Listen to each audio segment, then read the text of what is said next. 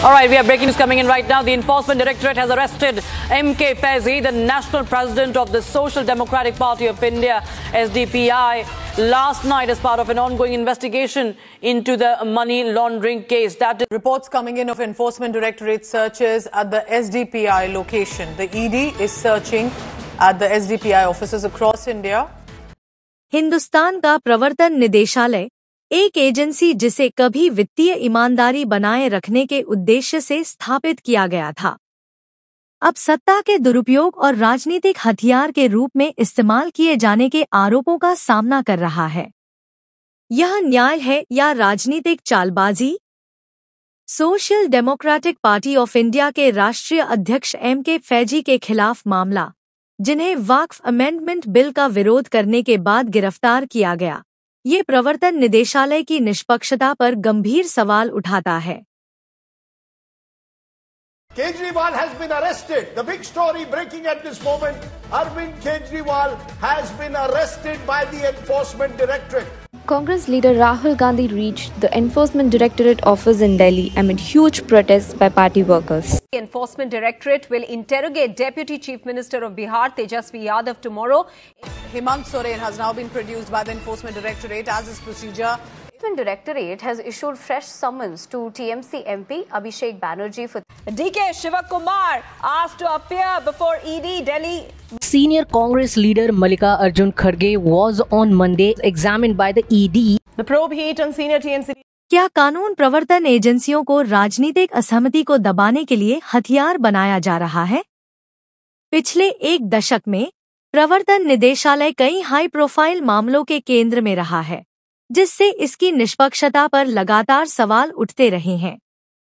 कर्नाटक से लेकर पश्चिम बंगाल तक इस एजेंसी की जांचों का एक अनोखा पैटर्न देखने को मिलता है, जो संयोगवश नहीं बल्कि चुनावी चक्रों के साथ मेल खाता प्रतीत होता है।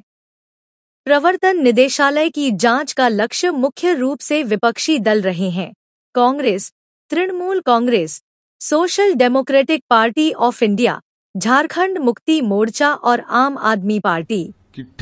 हर मामले में एक चिंताजनक प्रवृत्ति सामने आती है। विपक्षी नेताओं की जांच होती है, लेकिन सत्तारूढ़ दल के नेता बेदाग बने रहते हैं। नारदा स्टिंग मामला सत्तारूढ़ दल के लिए एक सुविधाजनक समय पर फिर से सामने आया। आलोचकों का तर्क है कि भ्रष्टाचार की जांच होनी चाहिए, लेकिन प्रवर्तन निदेशालय की कार्रवाई का समय और चयनात्मकता इसके गहरे राजनीतिक एजेंडे को दर्शाती है।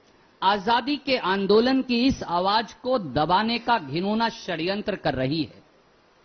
इस षड्यंत्र के मुखिया स्वयं प्रधानमंत्री श्री नरेंद्र मोदी हैं और उनका हथियार उनका चहेता और पालतू ईडी है, जो ये तानाशाही करके हमें पूरे भारतवर्ष को एक तरह से खौफ की जंजीर पहनाना चाहती है, गरीबी की जंजीर पहनाना चाहती है, मजलूमियत की जंजीर पहनाना चाहती है। हम लोग कहीं से भी मजलूम नहीं हैं, ये याद रखिएगा। करने दीजिए ना भाई, सीबीआई, ईडी, इनकम टैक्स, आओ भैया, most welcome. ED cases against politicians. Under UPA, opposition leaders, 54% of the cases were against opposition leaders. Under NDA, in the last 8 years, 95% of the cases, 121 politicians, 95% of those cases against the opposition. Right now, the Congress and other political parties have launched a scathing attack on BJP over electoral bonds, terming it legalized extortion. Electoral bonds, जिसे पारदर्शी funding प्रणाली के रूप में प्रचारित किया गया, बल्कि एक दबाव तंत्र साबित हो सकता है। कुछ मीडिया संस्थानों की जांच से एक चौंकाने वाली सच्चाई सामने आई। प्रवर्तन निदेशालय की जांच के दायरे में आई 41 कंपनियों ने भाजपा को 2,471 रुपए करोड़ का दान दिया। देश के चुनावों को काले धन से मुक्ति मिले, इसके लिए कुछ करना चाहिए। चर्चा लंबे समय से चल रही है।